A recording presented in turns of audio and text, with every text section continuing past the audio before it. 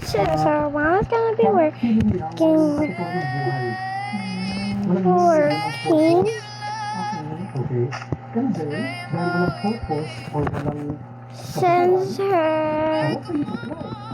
Since my mom's work is already done, she's gonna just grab something. Is she gonna be feeding herself? Because she can. Okay, now let's go. Because she's going to pick me up for school. And I don't know what's going on, but I'm just gonna go. And my mom's picking me up for school. But since we need to be at lunch, Mom is gonna be picking me up. So she's gonna be watching me. Thing. So the bell is ringing, and teacher told us to go to the cafeteria. And just my mom is proud of me and see my A+.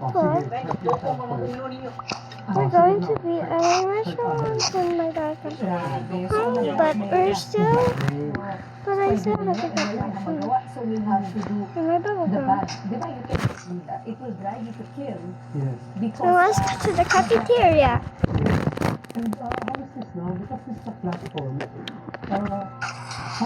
Since my mom is gonna be teaching me how to. My mom is gonna be giving me food, so it's gonna be my favorite because I don't have anything. It's my mom's show, and my mom just had these. I'm gonna be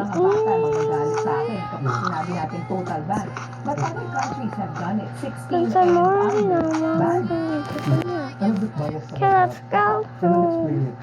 And this is my teacher over there. I've been meeting her. So I'll just be studying here. And my teacher has a freshman, maybe principal too.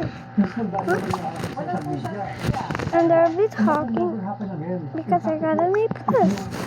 Teacher's gonna be giving me something that is important. This one, but I won't get hurt. So Mom is so surprised. Then she almost cried.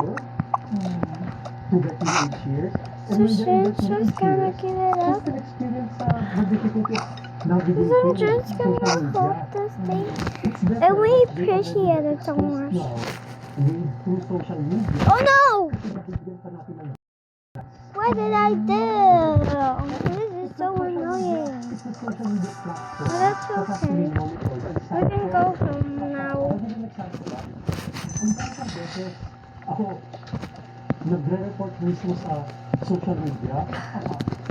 Okay, I don't know what this guy's doing, so let's just go. So, my dad is not gonna be home from him work because when it's night, Dad is going home. Since shut up.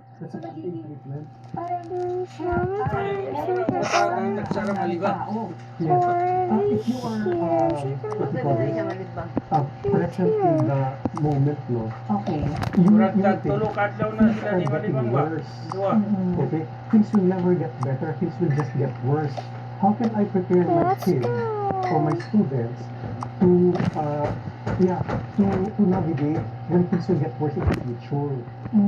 So you're saying not total ban, but what, some kind of ban or merong mga regulations? Guidance. Guidance. Guidance po yung sa parents. Kasi ang gano'n future The reality is, we all go to work, even if every day is a meeting. Just go to Ang hirap gawin. Kaya minsan kailangan natin intervention or something, somebody else. Exactly. But the My iPad is outside. No one's gonna survive for me. The age down. liability. I don't know. No, the UN and psychologists specify it's Hanging him close, 14 to 15 years her old. clothes. At 16, She'll just, incorporate their where values. is And they have it? a stronger Something sense like of right and wrong. And they can manage their impulsivity. Pero before that, Since mom is, kailangan yung guidance since eh. mom is sunshine, So parang, so iba talaga ang, everything cool. syempre ang bata. And Pero kasi ito, now, ano something natin po ang happened to the emotional, di ba? It's such a heinous crime. Yeah. And it's unheard of. Hindi naman normal. So of course, ang gusto po natin in an ideal setting, yung mga bata na yan, yung sinasabi nilang in conflict with the law, we want to give them a second chance. We want to rehabilitate. We want Since to, mom if said they I can have to be drink better some people, milk, why not? I wish I By all should means, eat diba? And be contribute to society.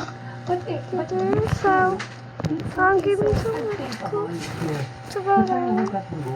Um, They should really be sanctioned and she'll be penalized. here watching Yeah. something. They experience as much as No. suffering. Kasi if you take that away, parang pinulong lang and then I'm just rehabilitated, drinking, parang it's so easy. kaya sabi ko yan, pagpakabalik Mr. Mark is very taken. hindi mo nakakabahala yun para There's an makalaya rin orange sila and eventually. he's gonna wait for that to come home. So let's go to my dad's work. Since dad is going home early, I don't know what's that. The question now is, ano pa yung pwedeng If you want to penalty post sa this batang ito? video, you don't have to And come. to balance it such that Since yung the bus said she can go home, certain sense of then suffering. my dad just has to And the appreciate it. victims So remorse, it's gonna how be to a bring day up off. the remorse. So that's true.